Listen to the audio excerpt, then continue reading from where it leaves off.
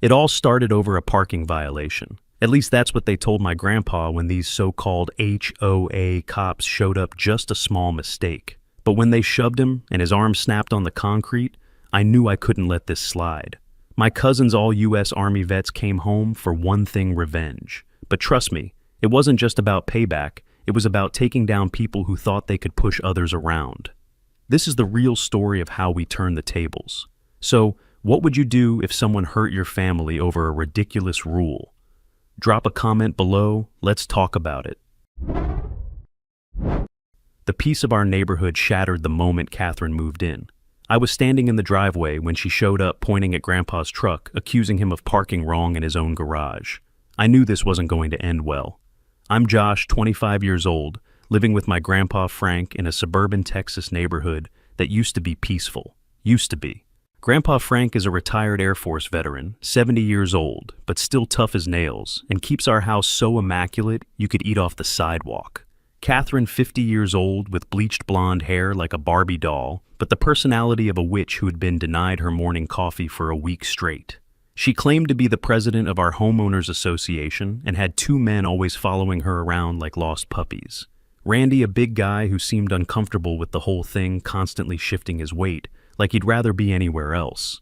And Bob, who didn't appear to be the sharpest tool in the shed, always nodding along to whatever Catherine said like a bobblehead doll. All three called themselves HOA enforcement officers. Looking back, I should have known right then that something was seriously wrong with this whole setup. Catherine created insane regulations that made zero sense to anyone with half a brain. Grass couldn't be taller than 2 inches, which meant you had to mow every other day during growing season. Trash cans had to be placed exactly 18 inches from the sidewalk, measured with an actual ruler she carried around like some kind of sidewalk dictator. Cars couldn't be parked in your own driveway for more than 6 consecutive hours, which I still don't understand, because who times their own parking? House paint colors had to be chosen from only 7 approved colors, all variations of beige that looked like different shades of depression. Every neighbor was terrified of her because she could fine people up to $500 for each violation. I wasn't sure if I was overreacting when I first heard about these rules, but $500 for parking in your own driveway for 7 hours instead of 6. That can't be right, can it? The whole neighborhood walked on eggshells around her, and honestly, I was starting to think maybe we should just ignore her completely. Maybe I should have just minded my own business, I don't know, but watching people live in fear in their own homes didn't sit right with me. Catherine appeared with Randy and Bob, accusing Grandpa of parking wrong in his own garage. Her voice was high-pitched, as though she had all the power in the world. She pointed at Grandpa Frank's truck, which was perfectly legally parked in our garage with maybe 2 inches of the front bumper visible past the garage door line. The front tire of your truck is touching the public sidewalk. This is a serious violation of HOA Code, Section 12-3. Seriously, did she really say that out loud?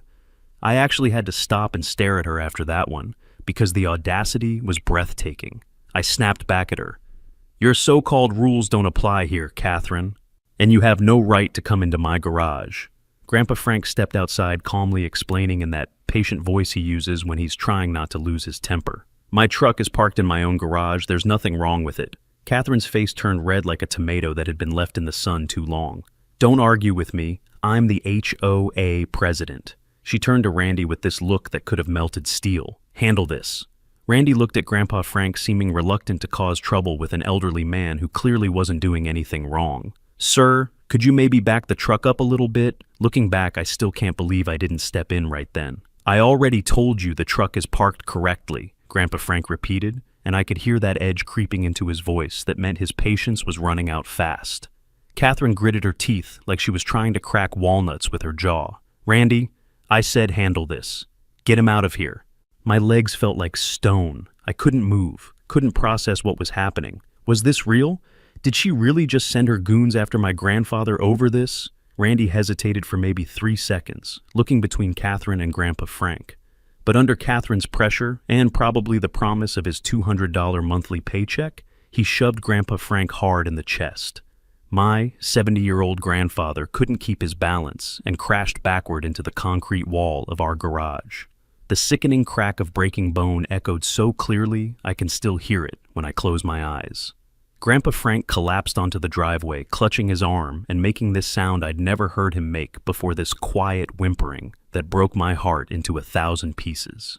Catherine and her two goons panicked faster than cockroaches when the lights come on and quickly fled the scene without checking if Grandpa was okay or calling for help. I immediately called 911, my hands shaking so bad I could barely hit the right numbers. While waiting for the paramedics, Grandpa Frank lay on the ground, his face pale with pain, but still trying to be the strong one. "Son, don't do anything reckless." Even with a broken arm, he was trying to protect me from making a mistake I'd regret. At the hospital, the doctor confirmed Grandpa had a broken arm and would need a cast for 6 weeks. As I sat beside his hospital bed, watching my grandfather lying there helplessly with machines beeping around him, a rage like I'd never felt before surged through me. Not explosive anger, but cold, calculating fury that settled into my bones like winter. In that moment, I wasn't sure if I was overreacting or if this was the beginning of something much worse. But one thing was clear: Catherine had just crossed a line. But it wasn't just the assault that angered me. That night, Catherine sent a text message. "This is what happens when you don't respect authority." I held my phone shaking, already planning my next move. It was war now, and I wasn't backing down.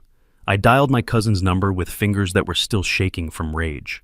"Grayson, I need you in Texas. Someone hurt Grandpa Frank." When I hung up, I looked out the window and saw Catherine standing by her car across the street, smiling smugly toward the hospital like she'd just won some kind of victory.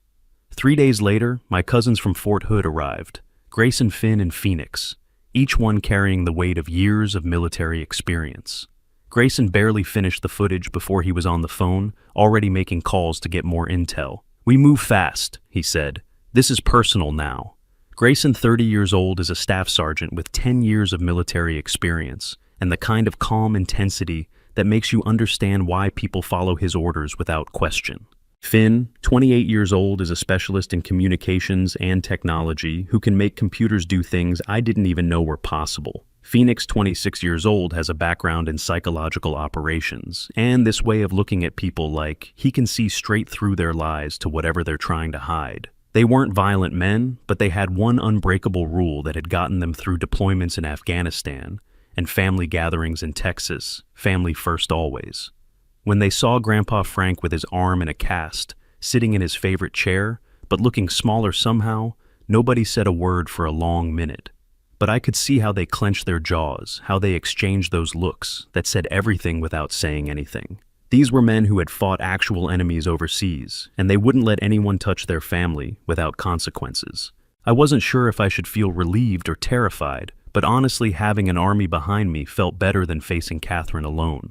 The atmosphere in the room shifted from grief to something much more dangerous. Suddenly, I wasn't the helpless guy I'd been when Grandpa was hurt. I was someone who had an army behind him, and revenge tasted sweeter than I ever imagined. Grayson watched the footage, his face growing darker with each replay, while Finn hacked into Catherine's communications, pulling up her every move. Clear assault and battery. In Texas, attacking someone over 65 automatically makes this a felony, carrying 2 to 20 years in prison. The way he said it, calm and factual, made it sound like Catherine had just signed her own death warrant. Finn paused, eyes wide. "Grayson, you're not going to believe this. Catherine isn't the president. She's been forging signatures." Just like that, our plan went from petty revenge to something much, much bigger. We all turned to look at Finn because that didn't make sense at the time. How could she not be the president when she'd been acting like she owned the entire neighborhood? She's just a board member who has been forging the president's signature on all these violation notices. Phoenix nodded with this satisfied smile that probably meant bad news for Catherine. "So, we have assault, fraud, and impersonating an official, but if we just go straight to court, they might get plea deals and light sentences." Looking back, I should have known they were planning something bigger than just filing a police report. These guys didn't do anything halfway. Grayson's voice was firm, but Phoenix shook his head. "The law moves too slow. If we want Catherine to feel the heat, we need to bring the heat." Finn shook his head like he was rejecting a bad military plan. "No offense, bro, but the law moves slow. These people need to understand what they've done. I say we make them sweat first." Phoenix agreed with that calculating look in his eyes. Psychological pressure first. Make them turn on each other, then hit them with legal action when they're weak. Listening to them debate strategy like they were planning a military operation, for the first time since Grandpa got hurt, I didn't feel powerless anymore. Having an army behind me changed everything, and I could feel my confidence coming back like blood flowing back into a limb that had been numb. Grayson finally nodded after considering all the angles. Fine, we do this smart. 3 phases: intelligence gathering, psychological operations, and legal execution. I'm not even sure why, but hearing them use military terminology to plan Catherine's downfall felt incredibly satisfying. Maybe it was because they treated this with the same seriousness they'd give an actual enemy threat. Finn opened his laptop and started pulling up screens I couldn't even identify.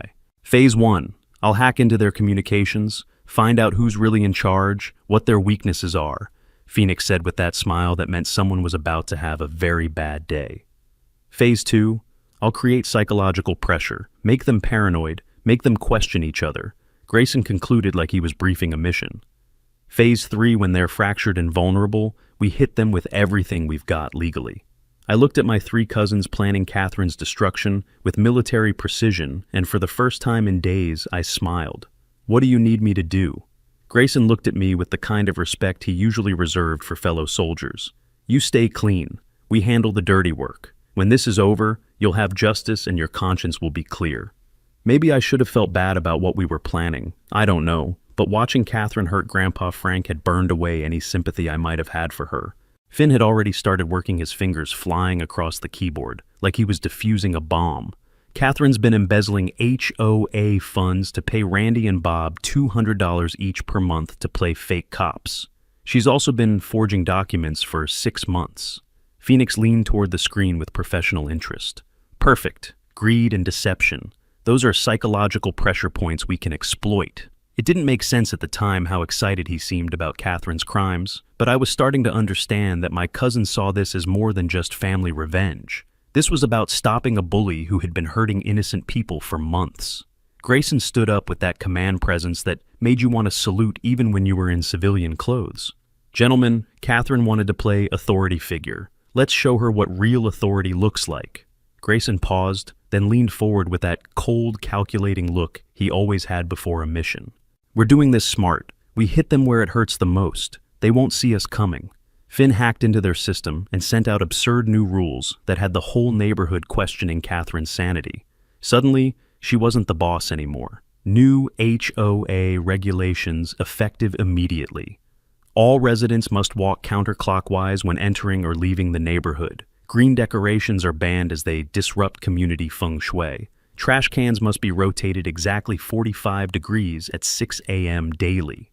I actually had to stop and stare at him after he sent that, because the rules were so ridiculous I couldn't believe anyone would take them seriously. The chaos erupted so fast that Catherine didn't know where to turn. Neighbors were already sending her angry texts, and she called the police. But none of them could stop the storm we'd unleashed. Neighbors started calling Catherine's phone non-stop. What the hell are these new rules? Walk counterclockwise. Are you insane? Catherine was completely confused because she had no idea where these emails were coming from. I didn't send any new rules. I don't know what you're talking about. But the email was sent from the official HOA account with a signature that looked identical to hers, so nobody believed her denials. I wasn't sure if I should feel guilty about the confusion we were causing, but watching Catherine scramble to explain rules she didn't create felt like the first taste of justice we'd gotten since Grandpa's arm got broken. The irony was perfect because she'd been making up fake rules for months. The moment Catherine realized she was losing control, she called in a private investigator, but she didn't know we were already 5 steps ahead. Her every move was being tracked. Catherine's calm facade cracked as the neighborhood bombarded her with complaints about the fake rules. The power she'd so carefully built was slipping, and I could feel the satisfaction building up inside me. She installed security cameras everywhere around her house, even hired a private investigator to find out who was sabotaging her HOA authority. When neighbors complained about the crazy regulations, she became defensive and started snapping at people who had been afraid of her for months. I don't know who's doing this, but I'll find out, and when I do, they're going to pay. She called the police 3 times in 2 days, but officers just shook their heads and told her the same thing each time.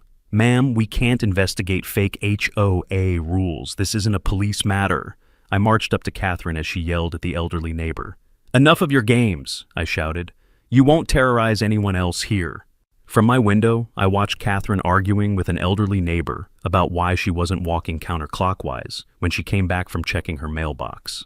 I sipped my coffee with a slight smile appearing on my lips for the first time since this whole mess started. This wasn't the angry Josh anymore, who wanted to punch someone after watching his grandfather get hurt. This was Josh watching his plan unfold with the kind of satisfaction that comes from seeing a bully finally get confused and frustrated instead of being the one doing the confusing and frustrating. Looking back, I still can't believe how quickly Catherine's confidence crumbled when she lost control of the narrative. Phoenix's message to Randy wasn't just about creating doubt. It was designed to make him believe Catherine was going to throw him under the bus. What we didn't expect was just how fast it would unravel. He sent an anonymous email to Randy that was designed to plant seeds of doubt. "Catherine is planning to throw you under the bus for the assault. She's already talked to a lawyer about claiming you acted without her authorization. Watch your back." Randy panicked immediately and called Catherine, his voice tight with worry. "Did you really talk to a lawyer about me?" Catherine, who was already stressed about the fake rules and the investigator and the angry neighbors, snapped back without thinking. "What? No. I mean, we might need legal protection if this gets worse, but if what gets worse, if you throw me under the bus like that email said you would, Randy, calm down. We're in this together." But Randy didn't calm down, and his voice got louder with each word. "Are we? Because it sounds like you're already planning to blame everything on me and Bob." This was exactly the reaction Phoenix had predicted, and I had to admit watching Catherine's fake authority team turn on each other was more satisfying than I'd expected. Maybe I should have felt bad about manipulating them. I don't know, but they'd hurt my grandfather over a parking violation that wasn't even real. The psychological warfare was working better than anyone could have imagined. Meanwhile, Bob was having his own crisis at Murphy's bar downtown, drinking heavily and letting guilt eat him alive. He'd been going there every night since the incident, and the bartender told me later that Bob couldn't stop talking about what happened. "I heard an old man for money. Catherine pays me $200 a month to pretend to be HOA security, but we're not real security. We're just bullies. The old guy's in the hospital because of me, and I can't sleep." Unfortunately for Bob, but fortunately for us, Savannah was sitting in a nearby booth and heard everything. Savannah had lived in the neighborhood for 5 years and had been one of Catherine's favorite targets because she kept her house painted yellow instead of one of the approved beige shades. She approached Bob with her phone recording, which she later told me she'd started doing automatically whenever she heard Catherine's name mentioned anywhere. "My grandfather was a veteran too. You should be ashamed of yourself." Bob looked up with tears in his eyes and beer on his breath. "I am ashamed. I keep seeing his face when he hit that wall, the sound his arm made when it broke. I can't get it out of my head." I wasn't sure if I should trust Bob's sudden conscience or if this was just alcohol talking, but Savannah's recording was about to change everything in ways we never expected. The next morning, Savannah knocked on our door with her phone and a look of determination I'd never seen before. "Josh, I think you need to hear this." When she played Bob's confession, I heard him admit everything. The fake HOA enforcement, the monthly payments, how Catherine directed them to handle people who didn't comply with her made-up rules. "This is gold," Finn said, immediately copying the file to his laptop. "But we need more evidence to make sure this sticks in court." Savannah smiled like someone who had been waiting months for this opportunity. "Actually, I have more. My grandfather taught me to always be prepared for people like Catherine." She pulled out another recording from the same night. This is Catherine admitting to forging HOA documents and embezzling funds. In this recording, Catherine's voice was crystal clear and slightly drunk. "I just sign the president's name on whatever I want. Who's going to check?" The real president's been in assisted living for months, and paying those two idiots $200 each from the repair fund keeps them loyal and stupid. Grayson whistled low and impressed. "That's fraud, embezzlement, and conspiracy. She's looking at serious prison time." As Catherine stumbled over her own lies, a sense of power surged within me. But the real game was just beginning. We weren't going to stop until we brought her to her knees. Savannah played Bob's full confession, and I heard every detail of their fake HOA operation laid out like a criminal conspiracy. Bob admitted they weren't real security that Catherine paid them from embezzled funds, and that she'd specifically told them to handle residents who questioned her authority. "This is better than gold," Finn said, copying the files and backing them up in 3 different locations. "But we need to be strategic about how we use this." Savannah smiled with the confidence of someone who had been documenting Catherine's crimes for months. "Actually, I have been strategic. My grandfather taught me that people like Catherine always confess their crimes when they think nobody's listening." She pulled out a 3rd recording device. This is Catherine admitting to forging HOA documents and stealing money from the Community Repair Fund. In the recording, Catherine's voice was clear and slightly slurred from wine. "I just signed Peterson's name to whatever I want. Who's going to check the old man's been drooling in assisted living for months and nobody talks to him anyway? Paying those 2 morons $200 each from the fund keeps them loyal." Grayson whistled with professional appreciation. "That's fraud, embezzlement, conspiracy, and elder abuse. She's looking at decades in prison." Looking back, I should have realized that having this much evidence meant Catherine was already finished, but at the time I was worried she might have an escape plan we hadn't considered. That afternoon, Randy showed up at our door looking like he hadn't slept in days or showered in just as long. I opened it to find him shaking and sweating, like someone going through withdrawal. "Josh, I need to talk to you about your grandfather." His voice was barely above a whisper. "About what exactly?" I asked, even though I knew exactly what he wanted to talk about. "About what we did to him. I never wanted this to happen. Catherine manipulated me into thinking we had real authority." I looked at this big man who had seemed so intimidating with Catherine, backing him up now reduced to begging on my doorstep like a scared child. "So, why are you here now?" Randy's hands were shaking as he tried to explain. "I want to make it right. I'll testify against Catherine. I'll tell the court everything about the fake HOA's enforcement and the money she's been stealing." Phoenix leaned in, his voice sharp. "Randy's about to crack. We need to push him now before Catherine does." Phoenix appeared behind me like he'd been waiting for this exact moment. "That's interesting. Tell us more." I wasn't sure if Randy was genuinely sorry or just scared of going to prison, but his information was about to make our case ironclad. The way he kept looking over his shoulder suggested Catherine had no idea he was here. Randy spilled everything once he started talking like a dam had burst, and all his guilt came flooding out at once. Catherine had been running the HOA like her personal kingdom for 8 months, ever since the real president had moved to assisted living. She'd been forging Peterson's signature on violation notices, embezzling money from the community fund, and paying Randy and Bob to intimidate residents who questioned her authority. She always said we were protecting property values and maintaining community standards, but really, we were just enforcing her control-freak rules so she could feel powerful, Randy admitted with shame in his voice. She told us the homeowners association gave us legal authority to enforce compliance, but we were never real security officers. Phoenix took notes while Randy talked, occasionally asking questions that made Randy admit to more crimes than he probably intended. "Did Catherine ever specifically tell you to use physical force?" "She said to handle situations however necessary to maintain compliance. When people didn't listen to warnings, she expected us to escalate. I actually had to stop and process that, because escalate sounded like military terminology, not HOA enforcement language. Catherine had been playing war games with people's lives. Meanwhile, Bob was having a complete breakdown that was visible to the entire neighborhood. Guilt had consumed him so completely that he had stopped eating, stopped showering, and stopped showing up for Catherine's enforcement activities. When Catherine called his phone, he let it go straight to voicemail every time. Phoenix had been monitoring their communications and saw an opportunity to push Bob over the edge completely. He called Bob from an untraceable number, using a voice that sounded official and terrifying. "This is Attorney Johnson from Miller Legal Services. We represent Frank Miller, the elderly veteran you assaulted. We know you've been impersonating law enforcement officers and assaulting residents under false authority. Turn yourself into the police within 24 hours, and we might recommend leniency to the prosecutor." Bob broke down completely on the phone, sobbing like a child who had been caught doing something terrible. "I'll do anything you want. I just want this nightmare to end. I never wanted to hurt anyone." Maybe I should have felt sorry for Bob. I don't know, but he'd broken my grandfather's arm for $200, so my sympathy was pretty limited.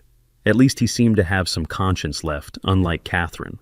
When Catherine tried to call her enforcement team for another property inspection the next day, neither Randy nor Bob answered their phones.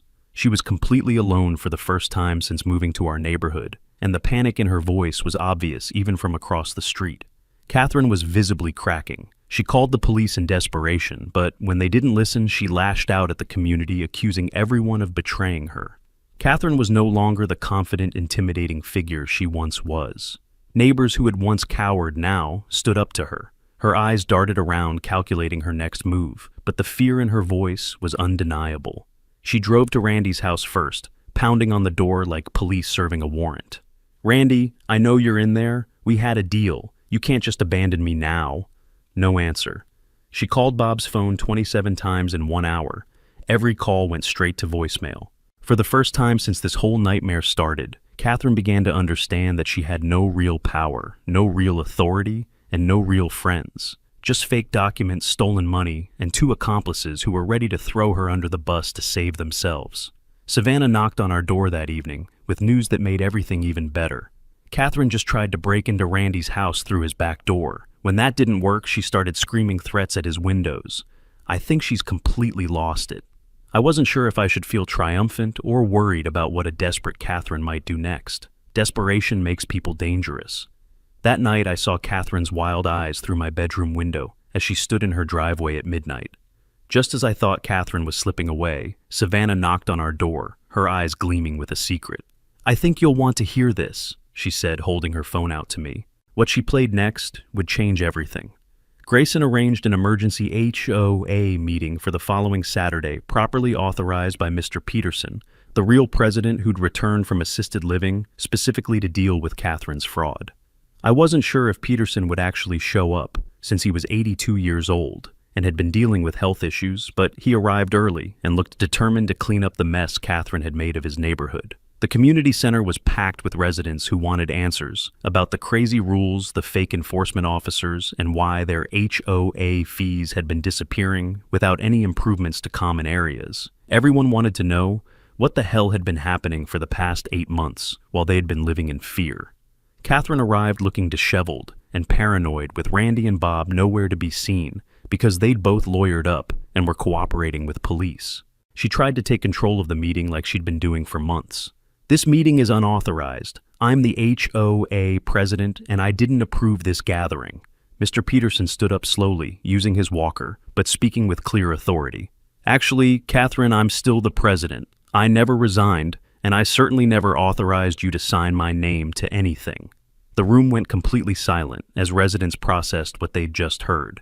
You could have heard a pin drop. Catherine's face drained of color faster than water down a drain. "That's not right.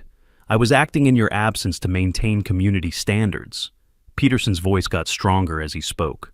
"Acting without authorization is called fraud, Catherine. And signing someone else's name to legal documents is called forgery." Savannah requested permission to address the meeting, and Peterson nodded his approval. "I think everyone deserves to know what's really been happening in our neighborhood for the past 8 months. Finn had set up a projector connected to his laptop, and the first thing displayed was a comparison between Peterson's real signature and Catherine's forgeries on dozens of violation notices. "Catherine has been forging Mr. Peterson's signature for 8 months, Savannah announced to a room full of shocked neighbors. Murmurs rippled through the crowd as people recognized violation notices they'd received with fake signatures. Next, Finn played Bob's recorded confession about being paid to play fake HOA security officers. The murmurs turned to shocked whispers as residents realized they'd been intimidated by fake authority. Then came Catherine's own recorded admission about embezzling HOA funds and forging documents. I actually had to watch Catherine's face during this part because her expression went from defensive to panicked to completely defeated in about 30 seconds. It was like watching someone's entire world collapse in real time. The moment Catherine realized the truth was out, the room exploded. Neighbors who had feared her for months stood united, their voices rising in fury. She was done, and the real war had just begun. People were standing up, shouting questions, demanding to know how much money she'd stolen and what other lies she'd told them. Catherine jumped up like she was going to run, but there were too many people between her and the exits. "Those recordings are illegal. You can't use those against me in a community meeting." Grayson stood with military bearing and spoke in his command voice. "Actually, in Texas, single-party consent means these recordings are perfectly legal evidence in both civil and criminal proceedings." Catherine realized she'd just made everything worse by challenging the legality of evidence that proved her crimes. Phoenix had been waiting for this moment, and he addressed the room with the psychological insight that made him so effective at his job. Catherine has been using fear and fake authority to control this community while stealing your money and forging legal documents. The question isn't whether she's guilty. The question is how many other neighborhoods she's planning to target next if we don't stop her here.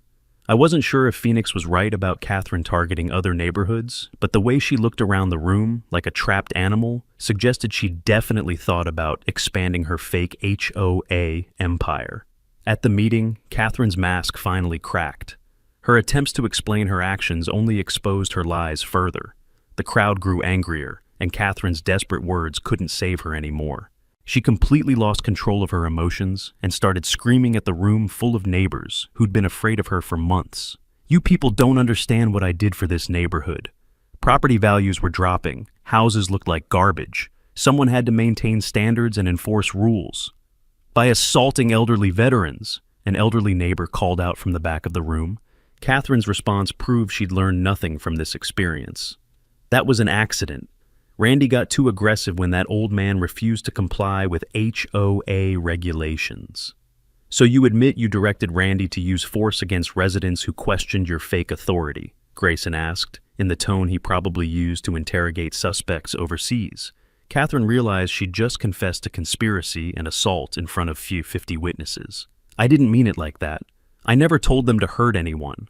But the damage was done, and everyone in the room heard her admit to directing fake security officers to use force against residents. The community that had feared Catherine for months now saw her as she really was, a petty tyrant who had hurt innocent people to feed her own ego and steal their money. Looking back, I think that moment, when the entire neighborhood turned against her, was when Catherine finally understood how completely she'd destroyed her own life. One by one, neighbors stood up to tell their own stories of Catherine's abuse and fraud. An elderly neighbor had been fined $300 for painting her fence the wrong shade of white, even though she'd used standard exterior paint from Home Depot. A man with a work truck had been threatened with legal action for parking it in his own driveway because Catherine claimed commercial vehicles violated HOA covenants that didn't actually exist. A family with young children had been harassed for having too many holiday decorations, which turned out to be a normal amount of Christmas lights that Catherine personally didn't like. Every story painted the same picture. Catherine had been terrorizing residents for months, stealing their money through fake fines, and using fake authority to control their lives. The crowd was no longer scared of Catherine. They were angry, and rightfully so. Catherine backed toward the exit as more stories came out, panic clear in her voice. "You people have no idea what you've done. This neighborhood needs someone strong to lead it. Without proper enforcement, everything will fall apart." Just as we thought we had her, Catherine vanished her car, abandoned her life on the run. The real war was just beginning. By the time the police arrived, Catherine had disappeared. Her car was found, but she was gone, fleeing like a coward. It was clear this wasn't the end, but the start of her final downfall.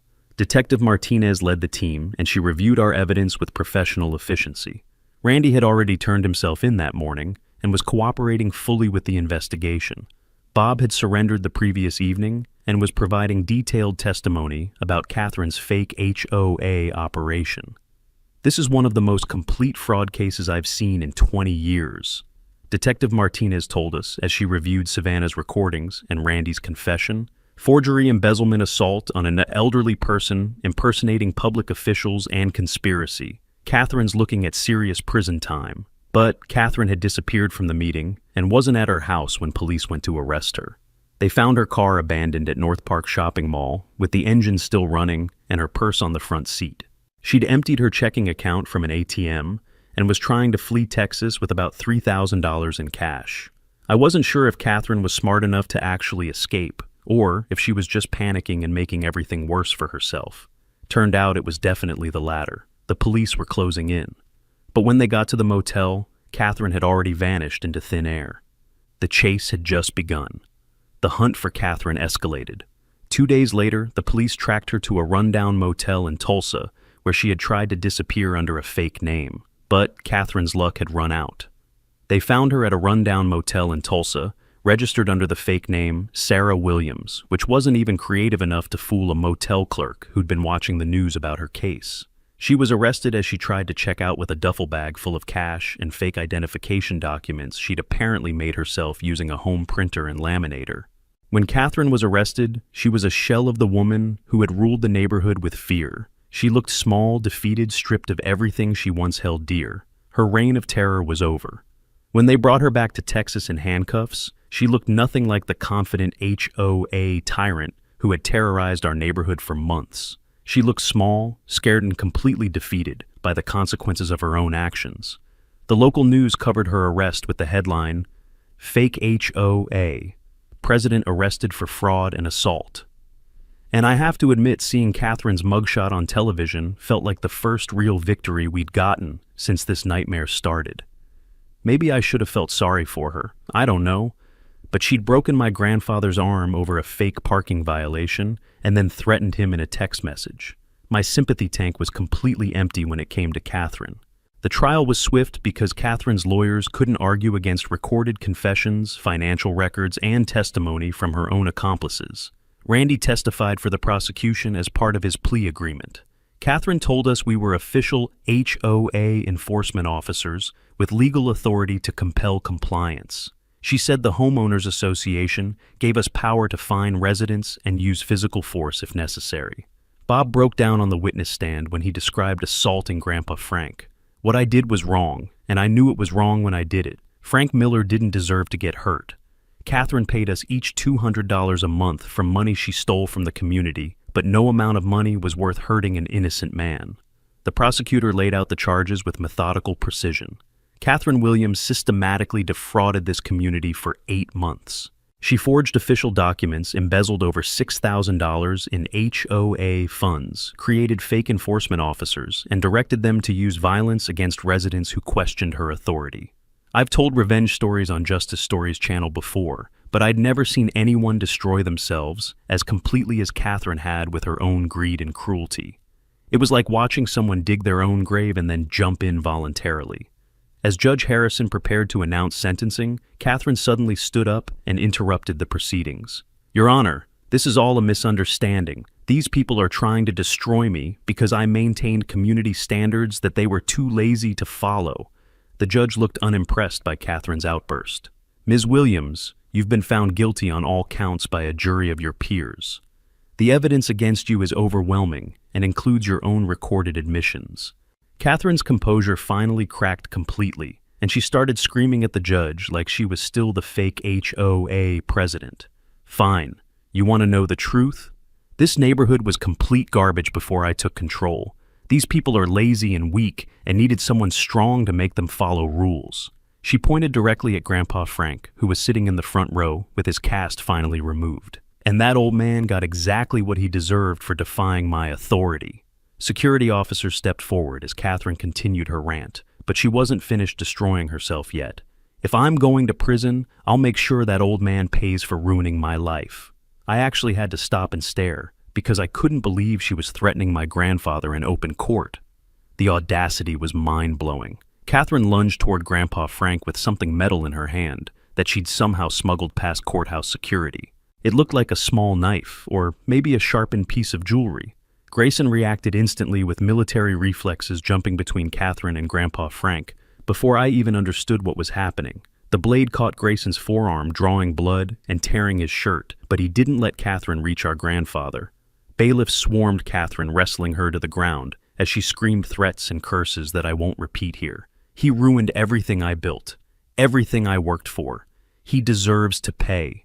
As Catherine was dragged away in handcuffs, still screaming about revenge and destruction, Judge Harrison called for order in his courtroom.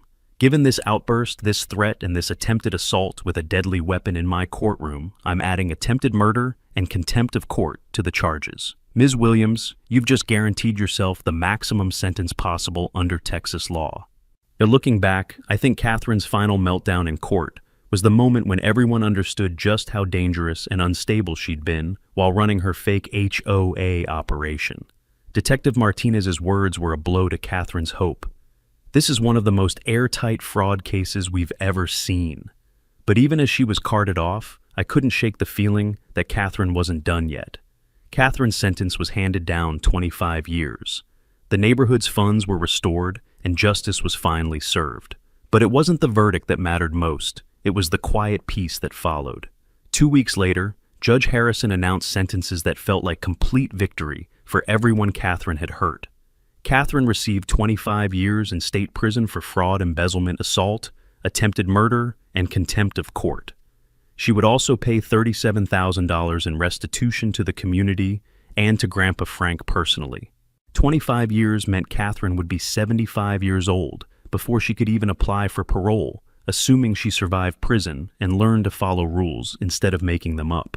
Randy got 3 years in minimum security prison with possibility of parole in 18 months, plus community service and $5,000 in fines.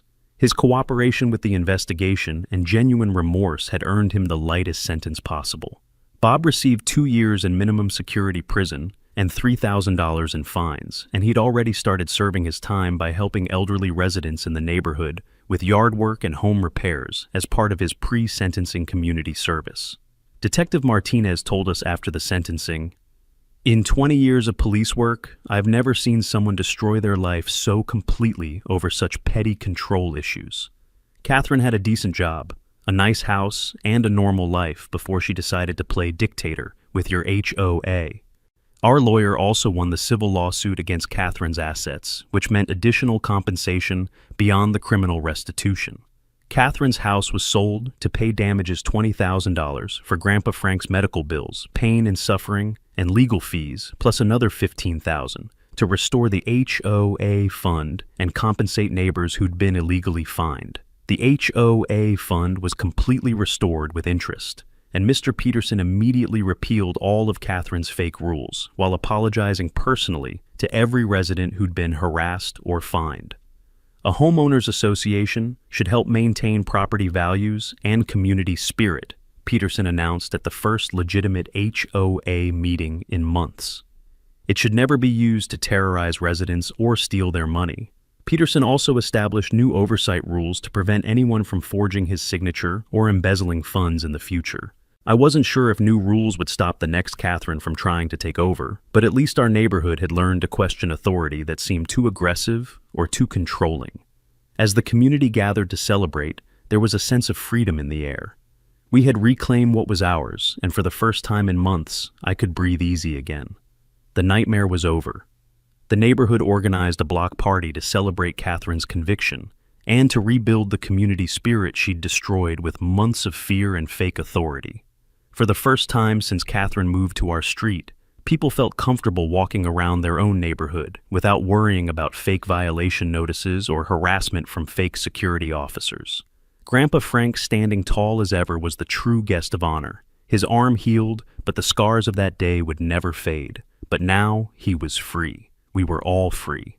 Neighbors who had been afraid to talk to each other for months were now sharing food stories and laughter like a real community should. An elderly neighbor brought homemade dumplings and thanked Grandpa Frank for standing up to Catherine when everyone else was too scared. A man with a work truck grilled burgers for everyone and told stories about how Catherine had tried to fine him for having grass that was 2.1 inches tall instead of the required 2 inches maximum.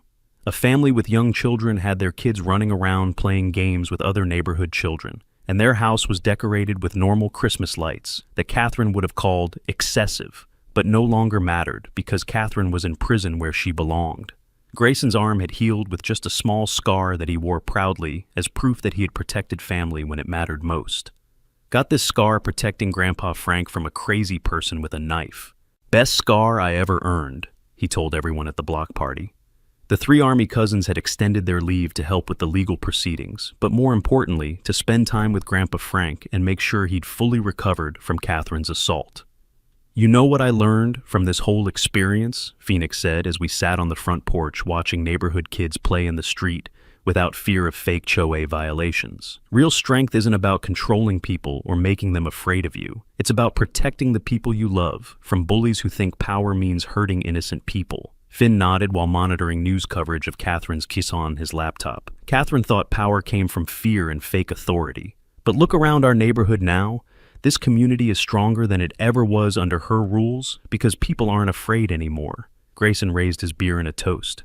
To Frank Miller, who taught us that dignity and integrity matter more than compliance with fake rules made up by power-hungry bullies. As I watched Grandpa Frank teaching neighborhood kids how to properly maintain their bicycles in our driveway, the same driveway Catherine had claimed was improperly used for non-residential activities, I realized this experience had fundamentally changed how I understood justice and community. 6 months earlier, when Catherine first hurt Grandpa Frank, I'd wanted immediate revenge that would make her suffer the way she'd made him suffer. But my army cousins taught me something more valuable than revenge. Justice isn't about hurting people who hurt you. Justice is about truth consequences and protecting innocent people from bullies who think they can abuse others without facing accountability. Catherine destroyed herself with her own greed, cruelty, and desperate need for control over other people's lives. We just made sure the truth came to light and that she faced appropriate consequences for her crimes. A year later, our neighborhood is thriving in ways it never did under Catherine's fake authority. Property values have actually increased because people want to live in a community known for standing up to bullies and supporting each other instead of living in fear.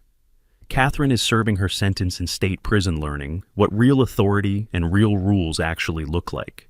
Randy and Bob have both been released and are doing community service, helping elderly residents with yard work and home maintenance as a way to make amends for the harm they caused while working for Catherine. The house Catherine used to live in was bought by a young family with 2 kids who quickly became neighborhood favorites, hosting cookouts and letting other kids play in their backyard. As I finish this story, Grandpa Frank is teaching those same kids how to change the oil in their bicycles using our garage. The same garage Catherine once claimed violated HOA regulations that didn't exist. Sometimes people ask if I feel bad about what happened to Catherine, or if 25 years in prison was too harsh. The answer is absolutely not. She had choices at every step. She chose to lie, steal, and hurt innocent people. After all her lies and manipulation, Catherine's fake empire collapsed. Maybe the real lesson here is no matter how much power you think you have, messing with the wrong people always comes back to haunt you.